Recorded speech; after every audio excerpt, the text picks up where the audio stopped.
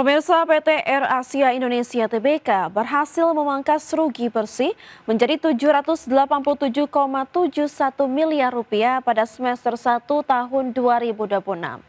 Capaian ini didukung oleh efisiensi biaya operasional serta optimalisasi rute penerbangan yang berfokus pada profitabilitas.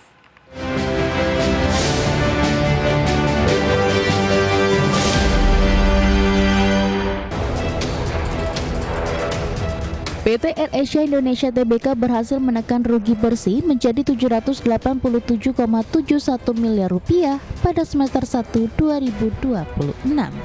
Angka kerugian tersebut menyusul signifikan dari periode yang sama tahun lalu sebesar 1,44 triliun rupiah. Penurunan kerugian ini dicapai di tengah lonjakan harga aftur dunia yang naik 46,7% serta pelemahan nilai tukar rupiah. Persero mampu memitigasi tekanan eksternal tersebut melalui strategi penataan rute serta efisiensi anggaran secara ketat. Total pendapatan perseroan pada paruh pertama 2026 tercatat sebesar 3,91 triliun rupiah atau turun tipis 1,8%. Penjualan tiket pesawat menjadi kontributor utama dengan menyumbang 3,31 triliun rupiah, sementara pendapatan layanan tambahan seperti bagasi dan kargo berkontribusi 595 miliar rupiah. Dalam menjaga kinerja penerimaan, Persero menaikkan harga tiket rata-rata sebesar 4,9% dengan load factor mencapai 82%. Langkah ini terbukti efektif mendongkrak revenue per available seat kilometer atau RAS sebesar 17,4%. Direktur Utama Kapten Ahmad Sadikin Abdurrahman menegaskan fokus utama perusahaan adalah efisiensi biaya internal non-esensial.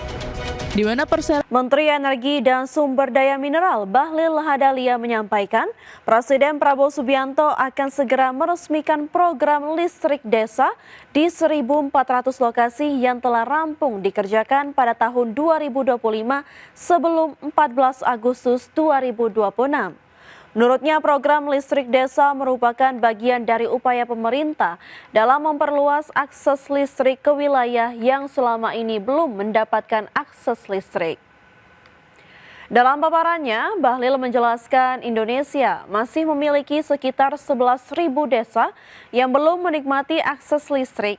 Dari jumlah tersebut, lebih dari 1.400 desa yang menjadi target program tahun 2025 telah selesai dibangun dan siap dioperasikan. Terkait masalah pendanaan, Bahlil memastikan tidak ada kendala anggaran untuk program listrik desa. Adapun Bahlil menambahkan bahwa pemerintah juga telah menyiapkan anggaran untuk melanjutkan program listrik desa pada tahun 2026 dan 2027, sehingga fokus saat ini adalah pelaksanaan di lapangan agar berjalan maksimal dan dapat dinikmati oleh masyarakat desa.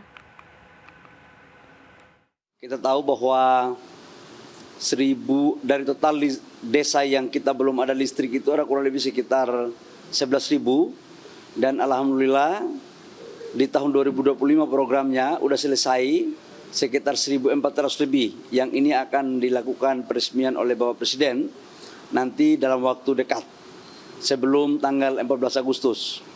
Yang kedua, kami juga membahas tentang implementasi daripada PLTS 100 gigawatt yang insya Allah dalam waktu dekat akan ditandai peluncuran groundbreaking pertama. Jadi ini langsung sudah jalan menyangkut dengan PLTS, dan tahap pertama sudah disetujui untuk bisa dilaksanakan nanti Bapak Presiden sendiri yang insya Allah dalam rencana. PT Timah Tbk membukukan laba bersih fantastis sebesar 2,71 triliun rupiah di sepanjang semester pertama tahun 2026. Capaian ini melampaui target tahunan perseroan berkat kenaikan harga timah global serta efisiensi operasional tambang. PT Timah Tbk mencatatkan kenaikan laba bersih yang signifikan mencapai 2,71 triliun rupiah pada semester 1 tahun 2026. Perolehan tersebut secara resmi melampaui target laba bersih perseroan tahun ini yang dipatok sebesar 1,61 triliun rupiah. Pendapatan perseroan tercatat melonjak 247% menjadi 10,42 triliun rupiah dari periode yang sama tahun sebelumnya sebesar 4,22 triliun rupiah. Sementara itu EBITDA emiten berkode TINS ini melesat 363% menjadi 3,9 triliun rupiah dengan margin profitabilitas yang sangat solid. Peningkatan kinerja keuangan TINS disokong oleh kenaikan volume produksi biji timah yang mencapai 12.232 ton SN. Produksi logam timah perseroan turut meningkat 58% menjadi 10.863 metrik ton dengan volume penjualan mencapai 10.984 metrik ton. Lonjakan kinerja ini didorong oleh harga rata-rata timah di London Metal Exchange yang melesat sebesar 56,68%.